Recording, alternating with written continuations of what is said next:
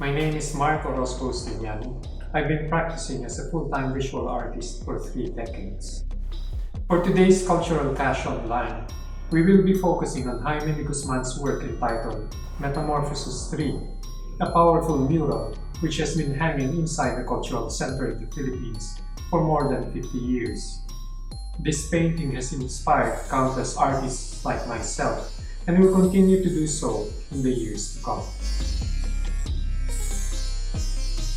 The Metamorphosis series begins with a planar composition that puts emphasis on the vertical and the horizontal axis.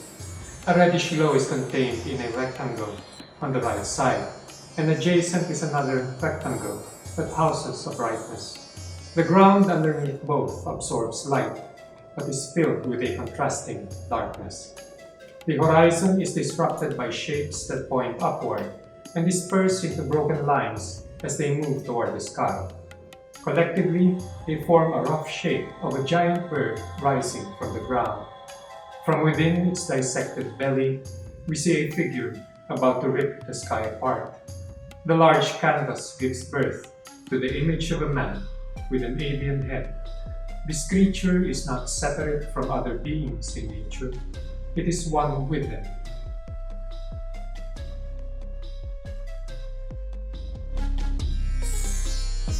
In Metamorphosis 2, boundaries have been crossed, and opposites of sky and earth and light and dark are no longer to be contained. The vertical wall of the glowing red furnace has given way to an agitated force which has spread throughout the canvas. It shreds apart both light and darkness, breaking them down into forms that reconvene with other elements. The melding of forces paves the way for the reconfiguration of man. The alchemy results in the severance of man from beast.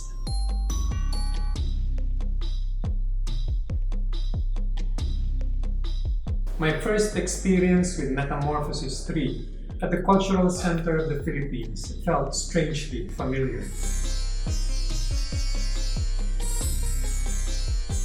The central character with outstretched arms, flanked by smaller figures on both sides, is a remodeling of the crucifixion scene depicted in countless paintings commemorating the most dramatic event in the Jesus story. Metamorphosis 3 brings us back to a mural more popularly known as the Angry Christ. It was made by Alfonso Osorio in the late 1940s at the St. Joseph the Worker Chapel in Negros Occidental. It is predominantly red and ablaze with a rhythmic turbulence. Behind him are giant hands about to lift the Messiah back to the heavens after being offered to the world as a sacrifice. Together with the sculptures and mosaic work surrounding the chapel, these artworks integrate to become a Filipinized model of the Gospels through art. The idea of a resurrected God brings with it the promise of a return to order and a vow to serve justice. It is a narrative so deeply etched within our hearts and minds that the story's assurance for mercy and retribution repays the suffering and oppression we witness in the world. It is a beautiful narrative that inspires, enriches, and consoles. We are assured that somehow the scales of justice will tilt in an otherwise unjust world and at most give us a sense of balance. De Guzman's Metamorphosis 3 also brings us back to a 1955 piece by Galo Ocampo entitled The Shades of Things to Come.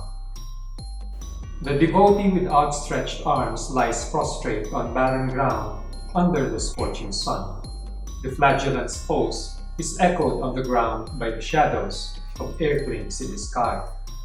There are stone walls and what appear to be ruins of corridors. The vegetation has all dried up. Galo's devotee seeks balance through pain.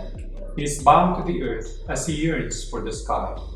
It is in this reenactment where he is one with the suffering God, and in his persistence may prove himself worthy of salvation in the afterlife. Metamorphosis 3 forebodes judgment and an imminent sentencing befalling humankind. The painting expresses a collapse, a disassembly of form, a frozen glitch in the template of this beloved climactic scene. This metamorphosis inhabits the demigod's mold and reshapes it from within. The structure painted on the left is reminiscent of Giorgio de Chirico's arched corridors in dreamy landscapes. It is recast in this mural as part of a nightmare. Yet another deconstruction is the figure at the heart of the composition. Whether channeled from an Egyptian god or inspired by Amado Hernandez's Ibong Mandaragit, the central image renders itself open to interpretation, a binary of deity and predator. We are reminded of Agtayama, the man-bird conductor in Bukidnon's trinity of gods, a mediator between the quarreling deities of order and chaos. Agtayabon beats his wings as he flaps his fans to cool the combatants down before their battles escalate to a point where it leads to total destruction. He oversees the conflict and controls the resulting heat, inevitably setting into motion the creation of the world. The rebellious spirit brewing within Osorio's angry Christ and Ocampo's shades of things to come is the same that ruptures into chaos in Metamorphosis 3. The constant recasting of the central character has led to several mutations.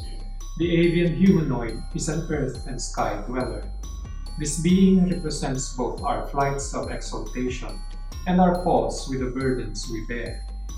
Through abundance and calamity, glory and sorrow, it has always been a symphony of ebbs and flows, and of crests and troughs.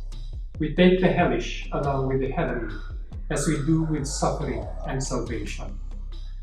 As for justice, it waits to be served by us, not relegated to the deities of the sky. As destructive as Jaime de Guzman's Metamorphosis 3 is, it ushers in a liberation of mind and body. Through the countless mutations invoked by this mural, a figure much closer to our mythological origins is created, reshaping the messianic template. De Guzman's decision to move outside the capital was significant to his practice. It was in Candelaria, Quezon, where he explored pottery with Anne Polkinghorne, and it was where they raised their children. There is a marked difference between the pieces Jaime de Guzman made in Candelaria and the earlier murals he exhibited at the Cultural Center of the Philippines. I first saw this series in the early 1990s in his solo exhibition in a gallery in Makati, and once again his works took me by surprise. I certainly admire his earlier pieces, but I applauded the fact that he had the courage to deviate. His new works had a serene and settled quality in them. They were no longer as ferocious. From scenes of blood and disturbance, he went the opposite spectrum, using a predominantly cooler palette with greens and blues, complementing the colors of his earlier paintings. De Guzman never lost his affinity for the mystical. It may even have been enhanced by his relocation. Pakulba from 1993 is a beautiful painting of a shaman gently steering a stick inside a jar of fireflies, releasing them from captivity. Jaime de Guzman liberates moving embers trapped in a vessel. Clay matter is sourced from the earth, softened and bound by water, kneaded and shaped into vessels by human hands, and further solidified by the air. The vessels are cast into a furnace, an enclosure of extreme heat. The clay melts at a molecular level, smoothing its surface into a crystalline sheen. Chaos and control gives birth to de Guzman's tangible vessel, and behold its ultimate transformation. Grounded from the earth, the material freed from the containment of the mind.